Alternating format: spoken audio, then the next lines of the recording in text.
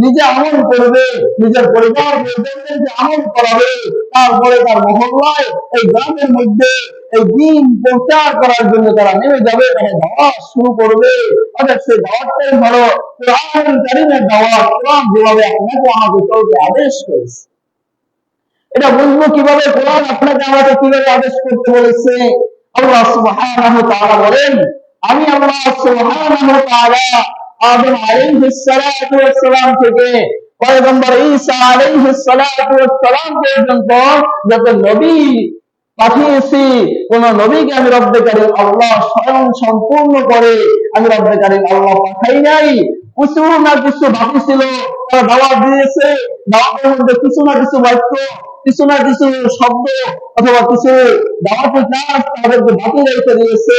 আর আপনার আমার যে নবী, এই নবীর মাধ্যমে আল্লাহ সুবহানাহু ওয়া তাআলা ব্যক্তিকে হায়াত দিয়েছে। এই হায়াতের মধ্যে আমাদের যা কিছু করণীয় এবং যা কিছু বর্জনীয় সব কিছু রব্বে কারীম আল্লাহ আমাদের শাহ নবী মুহাম্মদুর রাসূলুল্লাহ সাল্লাল্লাহু আলাইহি ওয়াসাল্লামের মাধ্যমে সাহাবায়ে কেরামদেরকে সব সমাধানগুলো বুঝিয়ে গিয়েছে যে আমার উম্মত কিভাবে চললে জান্নাত পাবে, আমার উম্মত কোন পথে চললে শান্তি পাবে, আর কোন পথে চললে অশান্তি হবে, কোন পথে চললে শান্তি পাবে, আর কোন পথে চললে জাহান্নামী হবে। এটা রব্বে কারীম আল্লাহ তার বন্ধু জনাব মুহাম্মদুর রাসূলুল্লাহ সাল্লাল্লাহু আলাইহি ওয়াসাল্লামকে স্বয়ং সম্পূর্ণ করে, সব জ্ঞান দান করে, সব ইলম দান করে, সব বুঝ দান করে, তারপর সাহাবায়ে কেরামদের মাঝে এই দাওয়াতগুলো পৌঁছে দিয়েছে। সাহাবায়ে কেরাম তাবেঈদের কাছে দাওয়াত পৌঁছে দিয়েছে। তাবেঈ থেকে এরকম প্রত্যেকের শেষ পর্যায়ে আমরা উলামায়ে কেরাম পর্যন্ত দাওয়াতের কাজ করেছি। অতএব আপনার আমার নবী স্বয়ং সম্পূর্ণ নবী।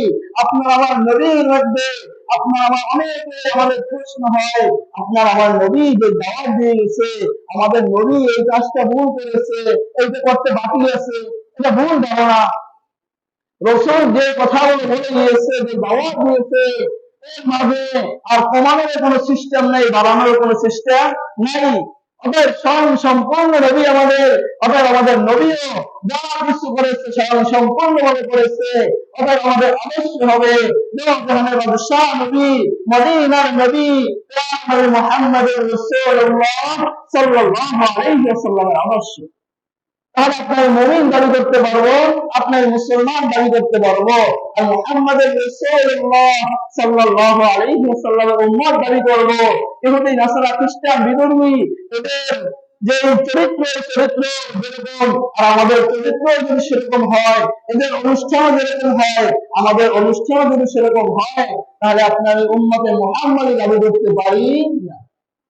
অতএব উম্মতে মুহাম্মাদি ওই ব্যক্তি দাবি করতে পারে যে ব্যক্তি 5 ওয়াক্ত নামাজ পড়ে, যে ব্যক্তি রাসূলের সুন্নাত তরিকায় চলে, যে ব্যক্তি মানুষের হক নষ্ট করে না, যে ব্যক্তি কোনো মানুষকে কষ্ট দেয় না।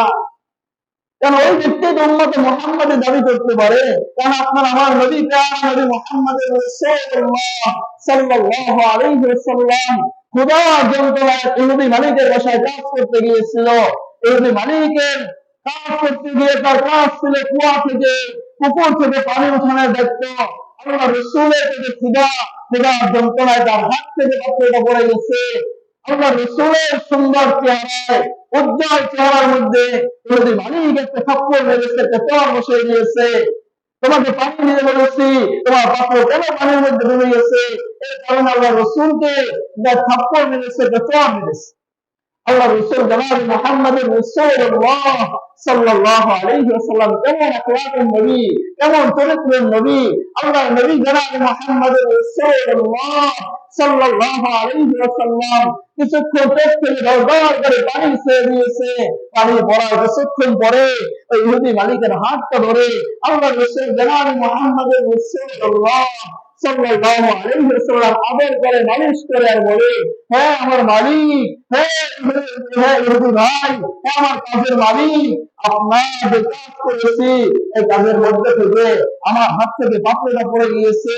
অর্থাৎ আপনি যে হাত দিয়ে আমাকে আঘাত করেছেন, এই আঘাতের কারণে আপনার হাতে কোনো ব্যথা পেয়েছেন নাকি, কোনো কষ্ট পেয়েছেন নাকি?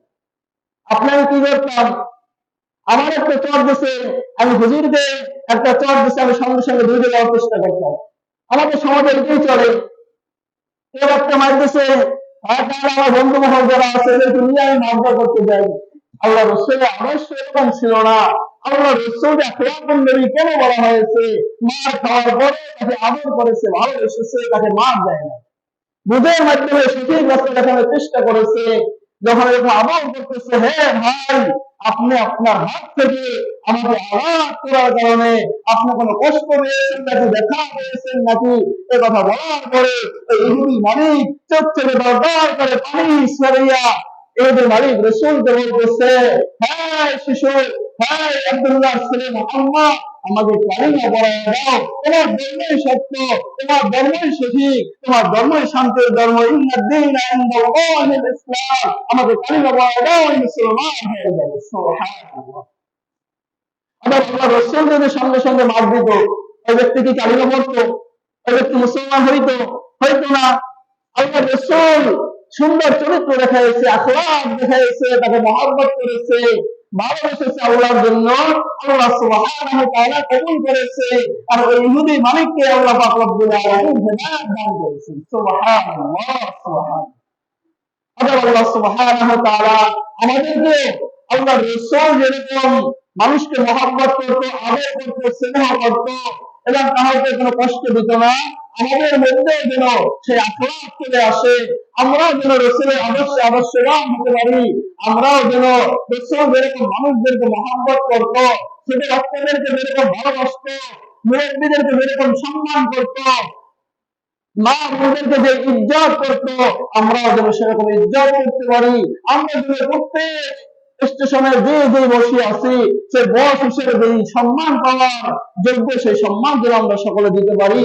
আল্লাহ সুবহানাহু ওয়া তাআলা আমি হুজুর সহ আমাদের সকলকে কথার উপর আমল করার তৌফিক দান করুন বলে আমিন। দ্বিতীয় কথা হলো, আমরা মুসলমান, আমাদের কাজ কি এটা আগে বুঝতে হবে। আমরা যে মুত্তাকি হবে, الذين يؤمنون بالغيب ويقيمون الصلاة, মুত্তাকিন এবং বিশ্বাস আনার পরে মুমিন এবং মুত্তাকি এবং মুসলমান যারা, এদের কাজ হলো সর্বপ্রথম নামাজ আদায় করা। কি আদায় করা? নামাজ আদায় করা। আমরা নামাজ আদায় করি আজকে থেকে। আপনাদের কাছে দাবি, আমরা সকলে 5 ওয়াক্ত নামাজ সঠিকভাবে আদায় করবো ইনশাআল্লাহ। অন্য কাজ ছুটে যাবে, অন্য অফিস আমার ছুটে যেতে পারে, আমার বাসায় একটু দেরি হতে পারে, আমি ফিরে যেখানে নামাজ চলতেছে, আমি জামাতে যদি না পাই, আমি একা একই হলেও আমি নামাজ পড়বো, আমি নামাজ আদায় করবো ইনশাআল্লাহ। নামাজ পড়া বেহেশতের চাবি, পাওয়া যাবে না, বেহেশতের দরজা খুলবে না। মিফতাহুল জান্নাতিস সালাহ, আল্লাহ রাসূলের হাদিস, নামাজ বেহেশতের চাবি। অতএব আমরা নামাজ ছাড়াই যদি জান্নাতে যেতে চাই, আমাদের ধারণা ভুল। আমরা সকলে 5 ওয়াক্ত নামাজ আদায় করবো ইনশাআল্লাহ। এবং মুত্তাকিদের যে কাজগুলো আছে, প্রথমে বলেছি কাউকে কষ্ট দেব না, কারোর সাথে খারাপ আচরণ করবো না, কাউকে কষ্ট দেওয়ার চেষ্টা করবো না। আমার মুরব্বী বয়সী যারা আছে, যাদের বাবা বেঁচে আছে, যাদের চাচা বেঁচে আছে, এরা যে সম্মান পাওয়ার যোগ্য, সেই সম্মান সেই জায়গায় আমরা দেবো ইনশাআল্লাহ। এবং যুবকদেরকে বলবো, আমরা এখন বর্তমান যুগের মুরব্বীদেরকে সম্মান করি না। আমাদের অধিকাংশ ছেলেদেরকেই দেখা যায় মুরব্বীরা চার দোকানে বসা, অথবা মুরব্বীরা যে কোনো জায়গায় বসা, সেই জায়গায় গিয়ে তারা বিড়ি সিগারেট টানে মুরব্বীদের সামনে। মুরব্বীদের বাবার সমতুল্য, দাদার সমতুল্য তার যে একটা ওয়েট, সেটা যুবকরা এখন বুঝতেছে না, বুঝে না। মাথাটা কোথায় গিয়েছে, বলেন আকল কোথায়, এটা তারাও বুঝে না যে আমরা কোন জমানায় আছি, আমরা কোন যুগে আছি।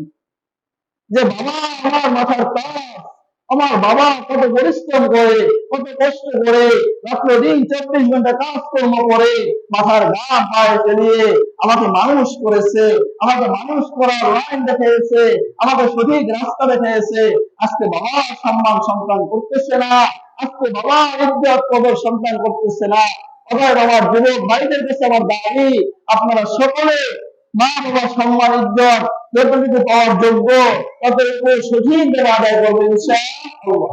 এবং যুবতী বোন যারা আছে, আমি যারা ছেলে সন্তানের মা এবং বাবা আছেন, আপনাদের কাছে আবার বলি, বারবার বলতেছি একই কথা, আপনাদের সন্তান আপনারা ফিকির করেন। ওই সন্তান যদি নেককার হয়, আপনার মেয়ে যদি নেককার হয়, তাহলে আপনি জান্নাতি নিশ্চিত, এতে কোনো সন্দেহ নাই।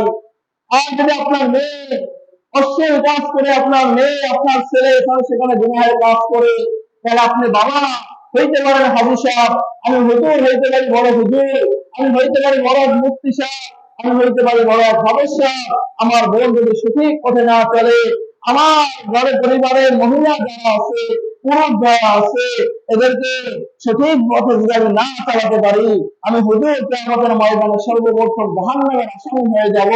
এটাই আপনাদের পায়ে হাত জোর করে বলি, এই কারণেই বলি, ঈদের দিন, ঈদের পরের দিন আপনাদের এখান থেকে আমি গিয়েছি, যাওয়ার পরে রাস্তাঘাটে এমন নির্লজ্জ পোশাক পরে আপনার আমার ঘরের বোন, আপনার আমার ঘরের মেয়ে, রাস্তাঘাটে ছেলে মেয়ে একসাথে ঘোরাফেরা করতেছে। আল্লাহ রসুলের হাদিস অনুযায়ী যার চোখ এদের দিকে পড়ে তার আমল নামায় জেনায় গুনাহ হয়। অর্থাৎ এমন নির্লজ্জ পোশাক পরে আজকে সমাজে আপনার পরিবারের মেয়ে, আমার পরিবারের মেয়ে, আমার পরিবারের বোন এরকম চলতেছে। অর্থাৎ এদেরকে সঠিক রাস্তা দেখানোর দায়িত্ব আপনার এবং আমার। অর্থাৎ আল্লাহ সুবহানাহু ওয়া তাআলা যেন আমাদের সকলকে আমাদের পরিবারদের নিয়ে ফিকির করতে পারি, পরিবারদেরকে সঠিক রাস্তা দেখাতে পারি, পরিবারদেরকে পাঁচ ওয়াক্ত নামাজের দাওয়াত দিতে পারি। আল্লাহ সুবহানাহু ওয়া তাআলা সর্বপ্রথম আমি হুজুরকে এই কথার উপর আমল করার তৌফিক দান করুন এবং আমাদের সকলকে আমল করার তৌফিক দান করুন বলি আমিন। এবং আমরা মুসলমান বারবার একই কথাই বলি, ইয়া আইয়ুহাল্লাযীনা আমানু তাকুল্লাহ হাক্কা তুকাতিহি ওয়া লা তামুতুন্না ইল্লা ওয়া আনতুম মুসলিমুন। আল্লাহ সুবহানাহু ওয়া তাআলা বলতেছেন, আমার বান্দা বান্দীরা, তোমরা মুসলমান দাবি করে দেশে লোক আছো, তোমার দাদা মুসলমান ছিল, তোমার বাবা মুসলমান ছিল, এই কারণে তুমিও মুসলমান দাবি করো না, এটা ভুল। মুসলমানের যে কাজগুলো আছে, এই কাজগুলো যদি তার মধ্যে থাকে, তাহলে ওই ব্যক্তি মুসলমান দাবি করতে পারবে। যে কাজগুলো পাঁচ ওয়াক্ত নামাজ, রাসূলের সুন্নাহ, বিবিকে পর্দায় চালানো, পরিবারদেরকে পর্দার সাথে চালানো এবং নিজেকে পর্দার সাথে চালানো। আমরা পর্দা কথা যখন বলি, অনেকে মনে করে পর্দা মনে হয় মহিলাদের জন্য, আর বাসার সামনে বেড়া দিয়ে কাপড় টানাইয়া পর্দা চালাইলেই পর্দা হয়। এটা আসল পর্দা না। আসল পর্দা হলো আমার নিজের দিল আল্লাহ পাক রব্বুল আলামিন আমাকে কলবে সালেম নামক কলব দান করছে। অতএব আমি কাহার সাথে দেখা দেব না, যাহাদের সাথে দেখা দেওয়া জায়েজ নাই, আমি তাহাদের সাথে দেখা দেব না, আমি নির্লজ্জভাবে চলবো না। অতএব আমার মা বোনেরা পর্দা করে, আমরা হুজুররা, আমরা পুরুষ যারা আছে পর্দা করি না। আমাদের কি পর্দা নাই? যাহাদের সাথে দেখা দেওয়া জায়েজ নাই, মহিলার সাথে তো আমি দেখা দিতে পারবো না, ওই মেয়ের সাথে তো আমি দেখা দিতে পারবো না, তারপরে আমরা ওই মেয়ের সাথে কথা বলি, দেখা দেই। অথবা আমরা মনে করি মহিলাদের জন্য পর্দা, সবচেয়ে বড় পর্দা পুরুষদের জন্য।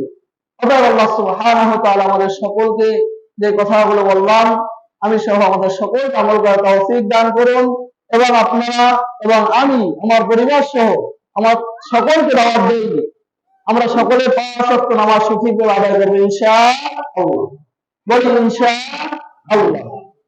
কারণ নামাজ যদি আপনার আমার পরিবারে কায়েম থাকে, তাহলে আপনার আমার পরিবারে গুনাহের কাজ হবে না। আপনার আমার পরিবারে আপনার আমার সন্তান আপনার আমার বিরোধী হবে না, আপনার আমার খেদমত করবে। অতএব সন্তানদেরকে আগে নামাজের পথ দেখাই, মসজিদ দেখাই, মসজিদের রাস্তা দেখাই। সন্তানদেরকে যদি রাস্তা দেখাইতে পারি, আপনি বাবা, আপনি পর্দান্তরের মা, আপনি কি পাবেন? সন্তান থেকে খেদমত পাবেন। সন্তানকে বলতে হবে না, সন্তান অটোমেটিক আপনার খেদমত করবে। অতএব আল্লাহ সুবহানাহু ওয়া তাআলা যাহাদেরকে বাবা বানিয়েছে, সন্তানের মা বানিয়েছে, সকলের জন্য সন্তানের হক ও সঠিকভাবে আদায় করতে পারে আল্লাহ সুবহানাহু ওয়া তাআলা সেই তৌফিক দান করুন এবং আমাদেরকে আল্লাহ সুবহানাহু ওয়া তাআলা দীর্ঘ হায়াত দান করুন এবং সুস্থতার জিন্দেগি দান করুন এবং আমরা সকলে যেন আল্লাহকে রাজি